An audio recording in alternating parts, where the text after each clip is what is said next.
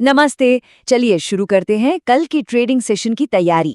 इस market analysis में हम देखेंगे कि बाजार में आज क्या हुआ और कल के लिए हमारा गेम प्लान क्या होना चाहिए। तो सबसे बड़ा सवाल, क्या पार्टी खत्म हो गई? 2 दिन की जबरदस्त तेजी के बाद आज बाजार थोड़ा ठंडा सा पड़ गया। ऐसा लगा जैसे पार्टी के बीच में ही किसी ने म्यूजिक बंद कर दिया हो। चलिए पता करते हैं कि इस सुस्ती के पीछे की असली कहानी क्या थी। सबसे पहले चेक करते हैं आज का मार्केट का मौसम, मतलब मार्केट का हाल कैसा था। क्या धूप खिली थी या फिर बादल छाए हुए थे? देखिए, निफ्टी और सेंसेक्स दोनों ही हल्के से लाल निशान में बंद हुए। कोई बड़ा तूफान नहीं था, पर हाँ, 2 दिन की सुपरफास्ट रैली के बाद एक छोटा सा स्पीड ब्रेकर तो जरूर लग गया। और इसके पीछे थे आईटी और एफएमसीजी जैसे बड़े सेक्टर्स, जिन्होंने मार्केट को थोड़ा नीचे खींचने का काम किया। और बात सिर्फ हेडलाइन नंबर्स की नहीं है। अंदर की कहानी देखें तो निफ्टी 50 में से 32 स्टॉक्स लाल में थे और सिर्फ 18 ही हरे रंग में। इससे साफ पता चलता है कि सेलिंग थोड़ी वाइड स्प्रेड थी। ठीक है, अब देखते हैं कि पैसों का फ्लो यानी हवा का रुख किस तरफ था।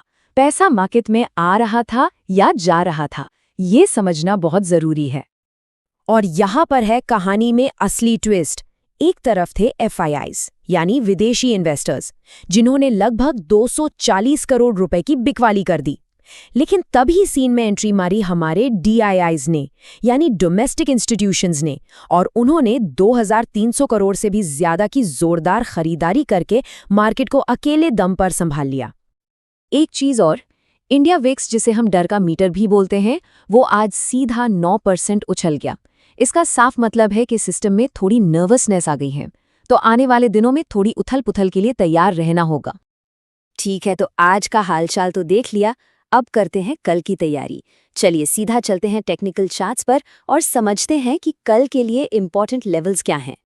तो निफ्टी के लिए सबसे बड़ी लक्ष्मण रेखा है 25,000 का लेवल। ये एक सुपर स्ट्रॉन्ग सपोर्ट है। समझ लीजिए एक मजबूत फ्लोर। और ऊपर की तरफ, ऊपर 25,400 से लेकर 25,450 का जो जोन है ना, वो एक बड़ी दीवार की तरह खड़ा है। असली खेल इसी रेंज में होना है।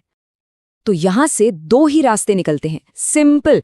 अगर निफ्टी ने 25,450 की दीवार को तोड़ दिया और उसके ऊपर टिक गया, तो फिर अगली मंजिल सीधा 25,600 से 25,670 हो सकती है।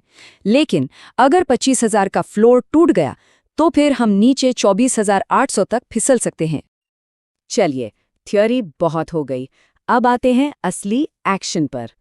कल के मार्केट के लिए हमें कौन से सही कपड़े पहनने हैं, यानी कौन से 5 स्टॉक्स हमारे रेडार पर होने चाहिए।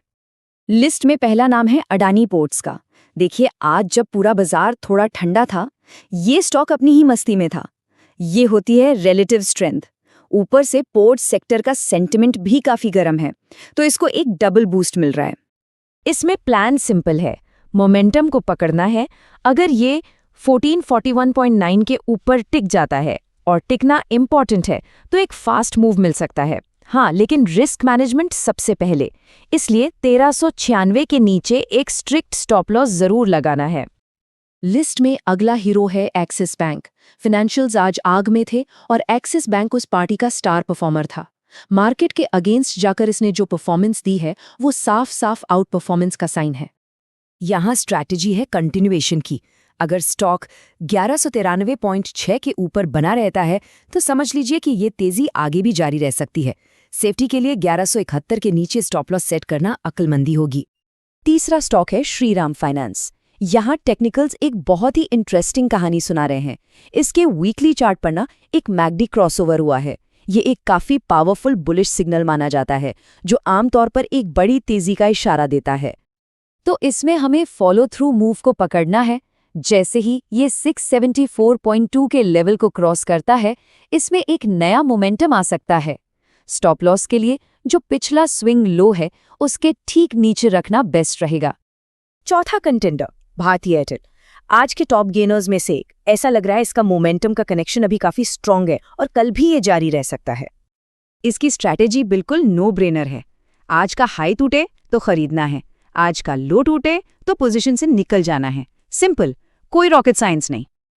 और आखिर में आते हैं पीएसयू बैंक्स के शेयर पर। स्टेट बैंक ऑफ इंडिया, सरकारी बैंक आज फुल फॉर्म में थे और एसबीआई उन सबको लीड कर रहा था। इसमें भी स्ट्रैटेजी बिल्कुल सिंपल है, ताकत का पीछा करना है। अगर ये आज के हाई के ऊपर निकलता है तो इसमें और तेजी आ सकती है। और हाँ, रिस्क को मैनेज करने के लिए आज के लो के नीचे स्टॉप लॉस लगाना बिल्कुल नहीं भूलना है।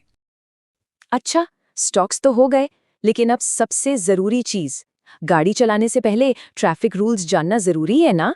वैसे ही ट्रेडिंग से पहले ये नियम जान लेना बहुत जरूरी है।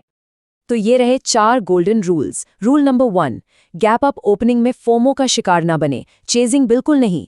रूल नंबर 2, एंट्री हमेशा कंफर्मेशन के बाद, जब स्टॉक डे हाई के ऊपर आराम से ट्रेड करने लगे तब।